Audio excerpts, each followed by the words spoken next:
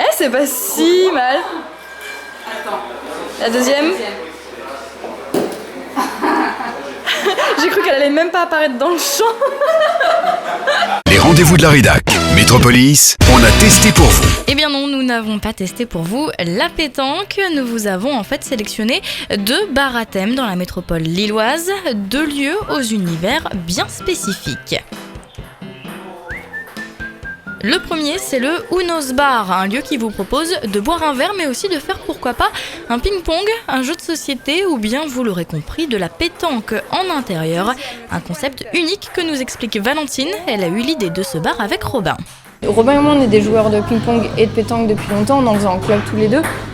Et du coup, c'est aussi une passion et en fait, on avait aussi juste envie d'ouvrir un endroit qui nous ressemble très fort.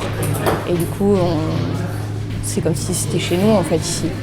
On a réuni juste tout ce qui nous passionnait dans la vie, les Legos, la pétanque, le ping-pong et la bière. Non, triche pas. J'ai gagné Estelle. Non, triche pas Emma. Voilà, j'ai gagné. Non. Nous aussi, en tout cas, on s'est senti très vite chez nous. On ne sait pas si c'est la cave, très intimiste. Ah ouais. On est trop bien. Ouais, je reste là moi. D'accord, allez, salut. Salut.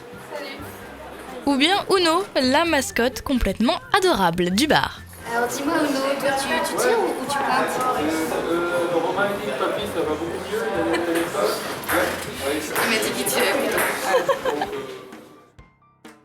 Alors c'était vraiment sympa, le cadre est plutôt agréable, l'accueil chaleureux, on peut faire plein d'activités, donc la pétanque, donc détente vraiment garantie dans ce bar. Et le petit plus, et c'est pour ça que je choisis de mettre un 8, c'est la mascotte, le chien. Uno, il s'appelle. Il est trop mignon, on peut le caresser, il vient facilement, c'est trop chouette. Alors pour le Uno's Bar, je vais mettre la note de 7 parce que c'est vraiment chaleureux, l'idée est super originale avec la pétanque et le ping-pong. Par contre, bon, moi c'est pas trop mon truc la pétanque et le ping-pong, et puis le petit chien est vraiment adorable, donc un 7. Allez, tout autre lieu, tout autre univers, on est maintenant au dernier bar avant la fin du monde. Ambiance un peu geek au programme avec un univers qui devrait plaire notamment aux fans de science-fiction, mais pas que. On écoute Mathilde, employée du bar. Notre concept, c'est culture de l'imaginaire. Donc, c'est-à-dire que tous les passionnés peuvent se donner rendez-vous ici et proposer des événements à organiser dans ce bar. Donc on accueille tout le monde, pas que des geeks et des passionnés, mais aussi d'autres qui voudraient rencontrer cette population. Les connaisseurs reconnaîtront par exemple les toilettes en forme de TARDIS, tout droit sorties de l'univers de la série Doctor Who. Mais que les plus novices se rassurent, le dernier bar avant la fin du monde vous guidera dans cet univers, notamment si vous voulez faire une partie de jeux de société.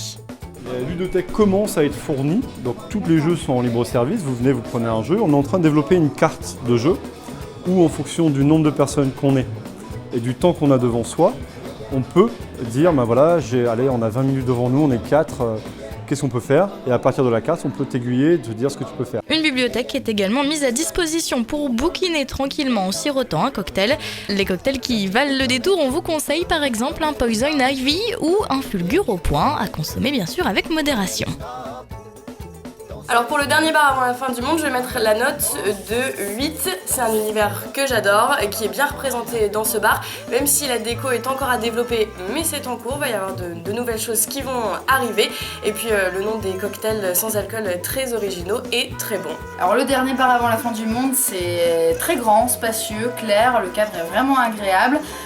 Sur place, on nous aide aussi pour jouer aux jeux de société ou de cartes, hein, quand on ne comprend pas comme moi par exemple, quand on ne connaît rien à la culture geek. Donc pour ça je connais pas très bien, j'ai encore plein de progrès à faire dans ce domaine-là. Pour ça je mets un 7, mais le positif aussi, les cocktails sont très bons, bien sûr à consommer avec modération. C'est Métropolis.